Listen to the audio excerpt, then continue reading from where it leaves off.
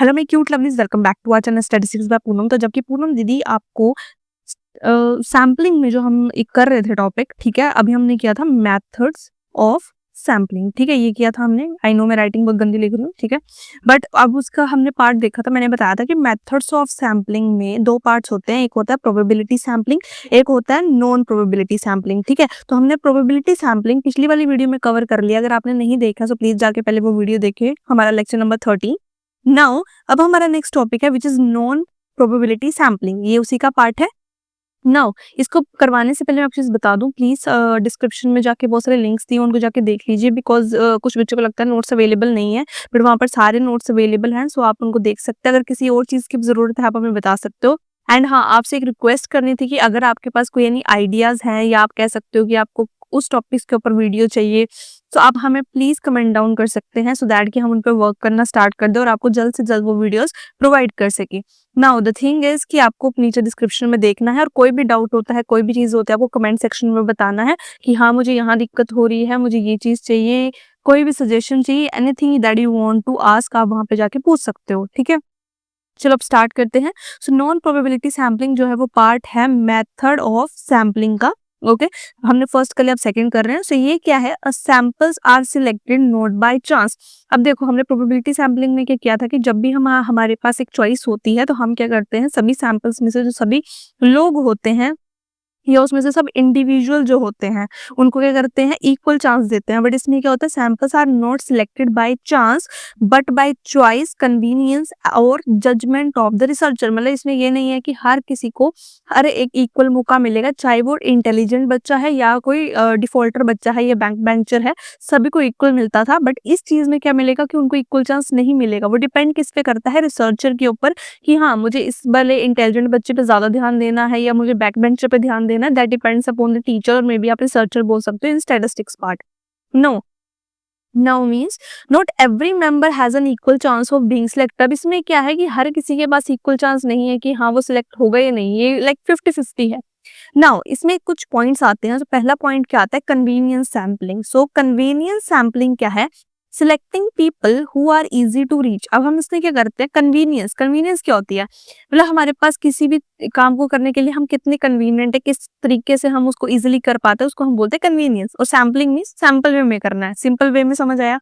Now अगर मुझे कोई सैम्पलिंग करनी है या कोई भी पीपल सिलेक्ट करने हैं किसी भी ग्रुप से, तो मैं उनके पास कैसे इजिली पहुंच सकती हूँ, या फिर जो मेरे पास बहुत इजिली रीच हो पा रहे हैं, जिनके पास मैं जाके उनकी इन्फॉर्मेशन ले सकती हूँ, उनको हम बोलते हैं कन्वीनियंस सैम्पलिंग। अगर एग्जाम्पल की बात करें, surveying people in your classroom because they are near by. अब देखो मुझे कोई चीज सर्च करनी, फॉर एग्जाम्पल मुझे को गूगल फॉर्म भरवाना है, गूगल फॉर्म मीन्स कोई भी फॉर्म भरवाना है ऑनलाइन, तो मैं सबसे पहले किसके पास जाऊंगी, ऑब्वियसली अपने क्लासरूम्स के पास जाऊंगी, अपने सॉरी क्लासरूम के बच्चों के पास जाऊंगी, उनको बोलूंगी कि प्लीज ये फिल कर देना, ठीक है। तो ये चीज क्या होती है, asking shopkeeper at the mall since they are available. अब देखो आप किसी मॉल में जाते हो, फॉर एग्जाम्पल मुझे परफ्यूम लेना है, तो ऑब्वियसली मैं किसी और दुकान में जाकर तो नहीं पूछूंगी ना कि ये परफ्यूम अवेलेबल है या नहीं है, तो मैं उन्हीं शॉपकीपर से पूछूंगी that this perfume is available और नॉट। सो ये चीज क्या है, कन्वीनियंस सैम्पलिंग, जिसमें आप सबसे पहले किसी ऐसे पर्सन के पास रीच करना चाहते हो जो आपके पास इजी है बात करने के लिए या रीच करने के लिए। सेकेंड है हमारे पास जजमेंट एंड पर्पसिव सैम्पलिंग। अब दोनों नाम बोल सकते हो, जजमेंट सैम्पलिंग ज्यादा लिया जाता है, बट इसका दूसरा नाम क्या है, purposive sampling. Researcher selects units based on their own judgement of who will best represent the population. अब इसमें क्या है, जो रिसर्चर है, जो हमारा ये रिसर्चर होता है, वो क्या करता है, सिलेक्ट करता है यूनिट्स, यूनिट्स मतलब एक एक करके इंसान को सिलेक्ट करता है based upon the judgement. Judgement means अगर मुझे ये बंदा ठीक लगेगा मैं उसका लूंगी, ये बंदा मुझे नहीं लगता है ये गड़बड़ करेगा तो मैं इसको नहीं लूंगी। That's the main part, judgement matters. Okay, now example अगर हम बात करते हैं, choosing only experience doctor for a survey on a new medicine. For example हम मेडिसिन की बात कर रहे हैं, दवाई की बात कर रहे हैं, तो मैं सिर्फ उसमें कोई चांस नहीं लेना चाहती, तो मैं उस पर ये देख रही हूँ कि हाँ एक्सपीरियंस अगर है कोई डॉक्टर तो ऑब्वियसली मैं एक्सपीरियंस लोगों को लूंगी, बिकॉज उनको मेडिसिन के बारे में एक्सपीरियंस होगा।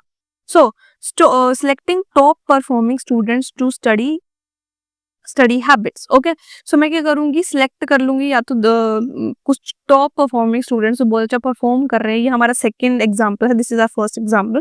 तो ये भी कर सकते हो, तो इससे हम क्या करेंगे, हम इसको जजमेंट के बेस पे कर देंगे, हाँ इसके पास ज्यादा एक्सपीरियंस है तो मैं इसको ज्यादा प्रायोरिटी दूंगी किसी न्यू बिगिनर के हिसाब से।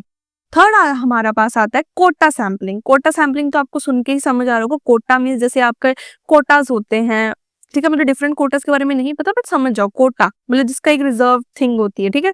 Now population is divided into groups. Population है, अगर मेरे पास 1000 स्टूडेंट्स है तो वो डिवाइड हो जाते हैं फॉर एग्जांपल 10 के ग्रुप्स में। And the researcher selects a fix number quota from each group but not randomly. इसमें क्या है, फॉर एग्जाम्पल अभी मैं बड़ा छोटा ले लिया, 1000 ले लिए मैंने, फॉर एग्जाम्पल 100 का ग्रुप है।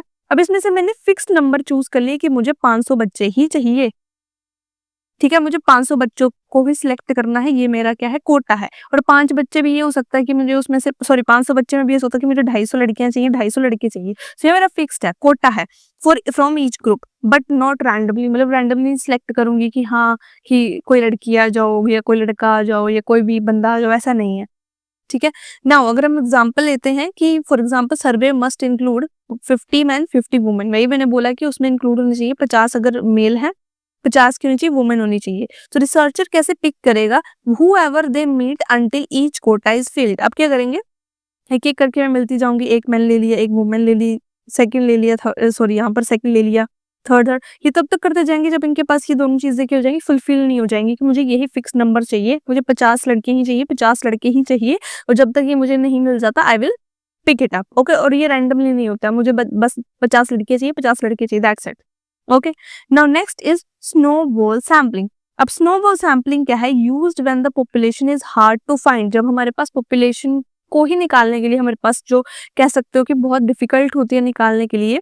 No existing participants help recruit new participants. इसमें क्या होता है कि फॉर एग्जांपल मैंने बोल दिया कि मेरे पास 2 एम्प्लॉयज हैं, फॉर एग्जांपल मेरे पास 2 एम्प्लॉयज हैं और मुझे चाहिए अभी 4 की टीम बनानी है, तो मेरे पास 2 एम्प्लॉय, तो मैं उनको बोलूंगी कि इफ यू हैव, अगर मेरे पास नहीं है ऑप्शन न्यू एम्प्लॉयज लाने की, तो मैं उनको बोलूंगी एक तुम लेके आना, एक तुम लेके आना, हमारे पास कितने हो जाएंगे, 4 हो जाएंगे टोटल। सो एग्जांपल अगर मैं बात करूं इंटरव्यूइंग ड्रग एडिक्ट्स, अगर हम ड्रग एडिक्ट्स की बात करें जो ड्रग्स के नशे करते हैं, रेयर डिजीज पेशेंट्स और homeless people, one patient introduces you to the next. अब इसमें क्या होता है, देखो ये तो मुझे नहीं पता कि हर कोई ड्रग्स लेता है या नहीं लेता है, ठीक है, ये सच बात है, कोई नहीं बताएगा कि मैं ड्रग्स लेता हूँ, सब छुपाते हैं।